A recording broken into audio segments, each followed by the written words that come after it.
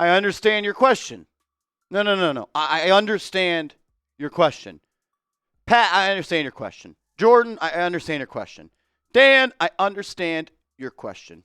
We are live reacting to the Joe Schoen press conference where he understood every single reporter's question, but actually said really nothing.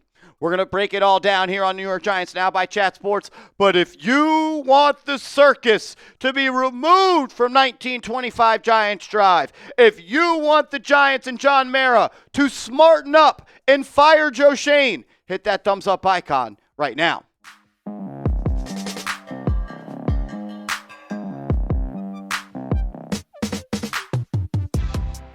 This is New York Giants Now by Chat Sports. I am your host, Marshall Green, and I understand your question. Joe Schoen just had his bye-week press conference where he spoke to the media, and he was 35 minutes late.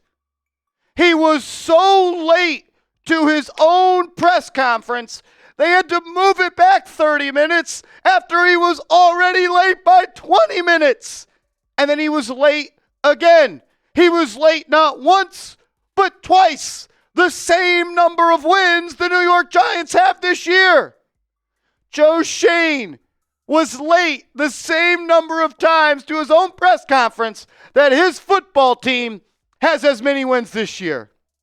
The New York Giants are a clown show run by the biggest clown in the National Football League.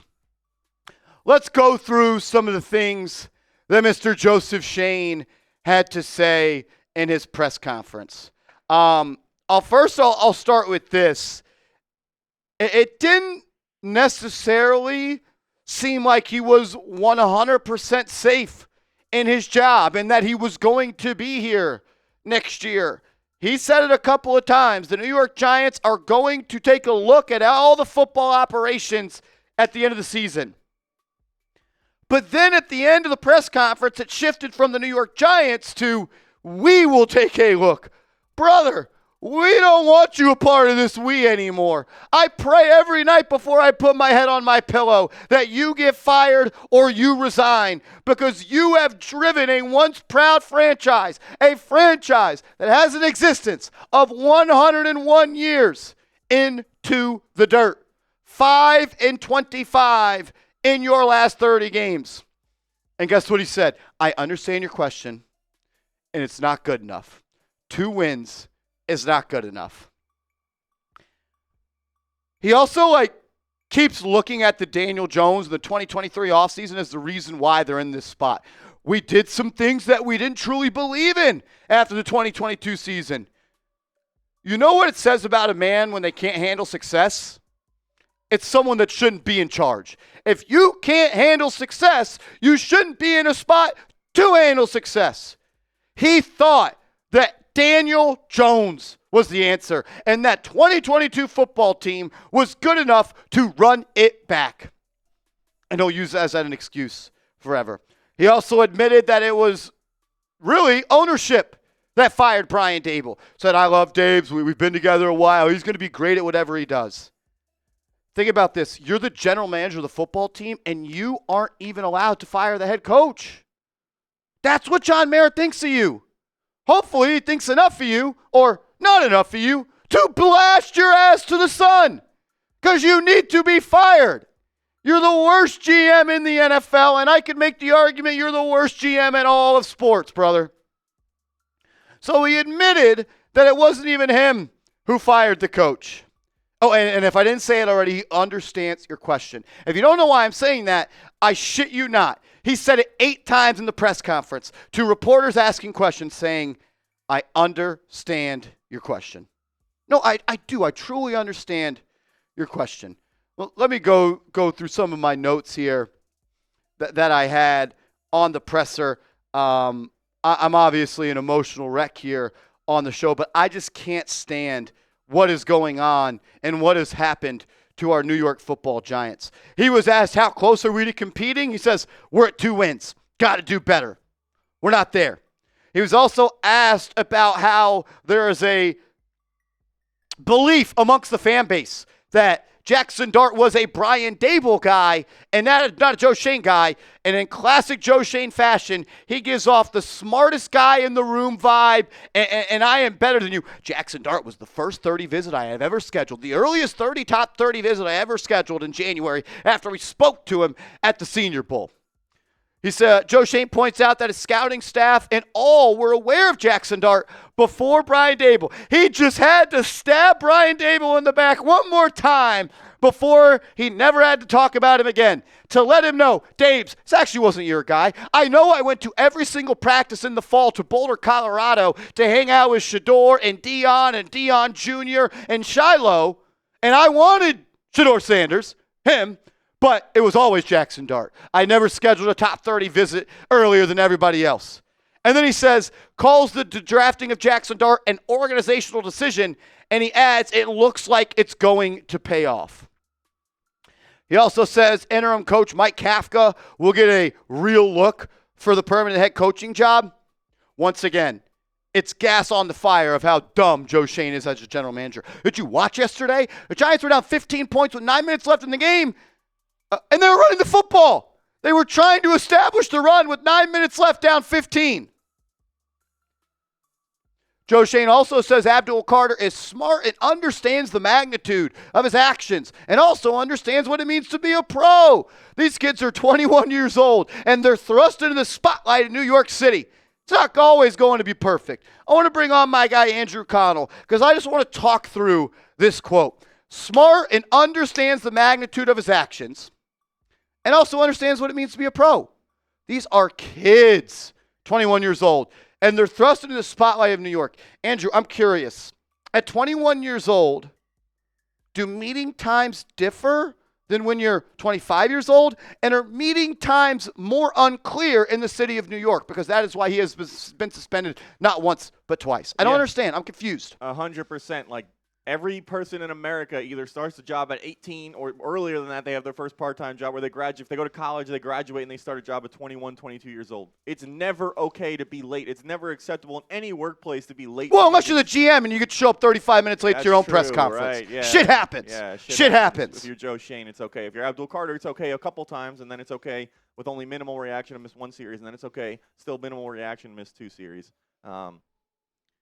I don't know if he's hinting at because it's New York and us as the fans are making it a bigger deal than it needs to be because we're New York Giants fans, and that's why it's so hard for Adbul Carter to deal with all the backlash he's getting. I don't know, but it's just. And Malik Nabers is only 22 years old, and he sent off a mad text. It was like a text of a tweet, but he's engaged. He's interested. Yeah. And you know what? He's still watching football. I know. For him to, like, how amazing is it for Malik to still watch football on Sundays? I mean, like, it's just, like, that's so hard to turn on football and watch it. And I get it. He wants to be out there, and it stinks, and he feels like he can't help the team because he's injured right now. But you're certainly not helping the team by firing off tweets, questioning the coaching, questioning the decision-making, questioning the leadership. Just excuses. And Joe Schoen not only made excuses for himself, but made excuses for all of his draft picks as well. He stood up there and he shielded them and he took the bullets for them. He tried to protect them, but it's not acceptable. It's not okay. But why haven't we talked about Chris Manhertz yet? Yeah, apparently Chris Manhertz is a real leader on this team, and he's really helped Theo Johnson develop. And did he teach him how to catch the football? Yeah, that may be the most important part, and yet he somehow didn't teach him that. I saw someone in the comments. This was great. If the Giants re-signed Saquon Barkley, they wouldn't have John Runyon. If he uttered this words. If we would have re-signed a safety, talking about Xavier McKinney, we wouldn't have added a pass rusher. You know what? In theory, that sounds right. But the very next spring, you cashed out Javon Holland. So wait. Are you paying a safety and an edge rusher now? Yeah. How is that possible? I don't know. Defying the laws of does he understand free agency? I know he understands questions, but does he understand free agency? It doesn't seem like it, so. 2 wins is not where we want to be right now. It's not good enough. I understand the frustration from fans, ownership, the people inside the building. Nobody is more frustrated than myself. It starts with me. I'm tasked with trying to get this organization back in the proper direction. It's year 4, and you have 2 wins in 13 weeks. The only thing Joe Schoen is good at is getting closer and closer and closer to the number 1 pick. But not actually getting it. Yep. After his first season, they had the 23rd pick, 25th pick. Then it was the 6th pick. Then it was the 3rd pick. And today, if the draft was today, they'd have the number 2 pick. The standard, I can't believe he uttered this with a straight face. The standard is to compete for championships year in and year out. That's the plan moving forward. Was it not the plan ever? Is it now the plan for the New York Giants to compete for championships? Brother, you can't even win 7 games. You can't even win the division. How the fuck are you going to win a championship? Unreal. We're going to do everything we can right now to support Mike Kafka. That's our primary focus. At the appropriate time, we'll get into potential coaches, research, and we'll do a thorough collaborative research. That's what he is. He's the guy with the glasses that has to push him to his face. He's a nerd. He's a nerd. And I'm not a smart nerd either. Unreal. You said the only thing he's good at is getting closer to the first pick. I would also like to add he's good at understanding questions as well. Forgot about that. Yeah. As for the roster, I do believe there is a good young core to build around here. It will be an attractive job for many coaches. I'm excited to get that process going as we move forward. This was later on. He said, or they said something about having like how they're going to fill the job. And he's like, oh, based on the calls we've gotten, like we're going to have no problem. Someone was like, Jordan Renan, shout out to him of ESPN, said, what if there is a coach that wants to be the head coach that doesn't want to essentially work for you? He said, based on the calls, we'll be all right. Yeah, we'll be all right. We know we're going to. So he already knows who he's hiring, I guess, unless he doesn't know whether or not he's able to make the hire. I don't know. Ownership made a decision to move on. I'm going to control what I can control. Talking about Brian Daboll. I have a lot of faith in the people. I have a lot of faith in the people in the building and the resources we have. These kids are 21 years old, thrust into the spotlight of New York City. It's not always going to be perfect. People make mistakes. He went up there, and he kind of just sang the Miley Cyrus song. Everybody makes mistakes. Everybody has those days. He literally said, everybody makes mistakes. Nobody's perfect. He said he's not perfect. He's not going to. Joe, we know you're not perfect. He's not going to bat 1,000. How about bat 150? We were still holding out that you were going to get there, man. How about you bat 150, Joe Schoen? Joe Schoen couldn't even make it out of Double-A right now. Who's the outfielder for the Yankees that just paid $22 million? Grisham. You're Trent Grisham in the playoffs. Yeah. You bat .083. I didn't anticipate we would still be 30th in the league in defense at this point with the addition of those players, but we are, and we are got to do a better job. Code word, the coaching is not good enough. He got good enough But he players. started the press conference saying Shane Bowen was a good coach. I mean, clearly anyone who watched the Giants could tell Shane Bowen's a Wait, so is it Shane Bowen's a good coach and the players aren't good enough? Or when you said 15 minutes later the players were good enough and the coaching wasn't good enough? Which one is it, brother? Pick a side. Pick a side.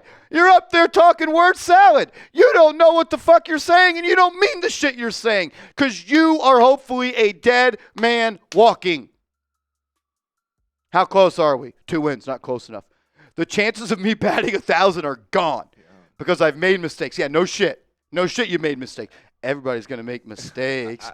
Everybody's going to have those days. I forget who asked the question as well, but there was one where they asked about, like, the players that haven't been good enough that are still on the roster or still given opportunities, like, essentially, I think, referring to guys like Deontay Banks, Evan Neal, Jalen Hyatt, and, like, he refused to kind of address those big misses. They were saying guys that are taking up roster spots that are preventing depth or whatever was the question. Yeah, like Joe Schoen has missed. He's missed a lot, as he somewhat admitted he's not perfect. So he does make mistakes, but he's made mistakes on big draft picks, premium draft capital, and it's hurt the depth of this team. But he understands the question. He understood. Do you think he understands the job of being a general manager? Questionable at best. If you want the New York Giants to fire Joe Schoen, hit that thumbs up icon. Let's set a channel record on today's show. If everybody watching this video hit that thumbs up icon, there will probably be, once again, people inside the building that watch this show, because I know they do. If you want Joe Schoen to be fired, hit that thumbs up icon. We'll see you later.